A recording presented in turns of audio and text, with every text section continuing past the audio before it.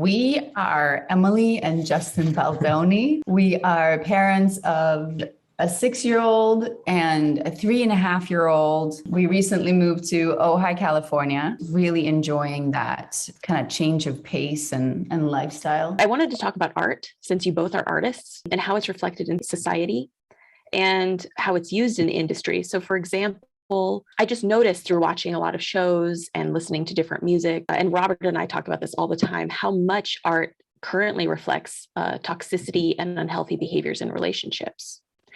And so I guess I've been wondering, what advice do you have, if any, for youth when listening to or watching shows that depict unhealthy relationships or unhealthy patterns in relationships? You are what you consume.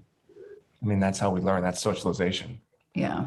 So I just think it's about being mindful of what you're consuming. And, I'm not going to ever tell someone to stop watching something, but it's being really mindful of it and understanding that your brain is going to learn. It's going to absorb what you're watching, and it's going to influence your actions. If you can separate the two, great.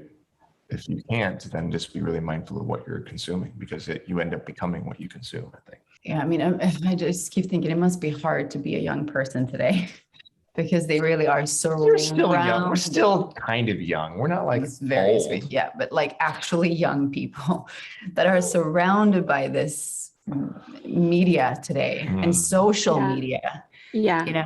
I mean, I think it's very hard to escape it, but I don't know. I think it's just hopefully just to stay like what you just said. I think that's great. Be mindful and make sure that you also watch things and surround yourself with things in media that inspire you in a healthy way. And then also knowing that, again, I keep going back to the fact that we're human and humanity is so wonderful and also so broken, right? And just remember that. So when you hear a song about a love relationship that is clearly toxic, just be aware that people have issues.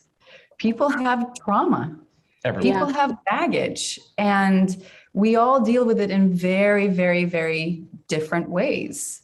And we can be so grateful that we have our faith to lean on, that is that constant reminder that there is another way, a glorious way. And wherever people can find that kind of inspiration, dive into that as well. And just remember that these stories that you hear and these people that you see, they're just dealing with stuff just like you are. They may just not have the tools that many others are blessed to have. Yeah. I think we just need to be mindful and remember those things.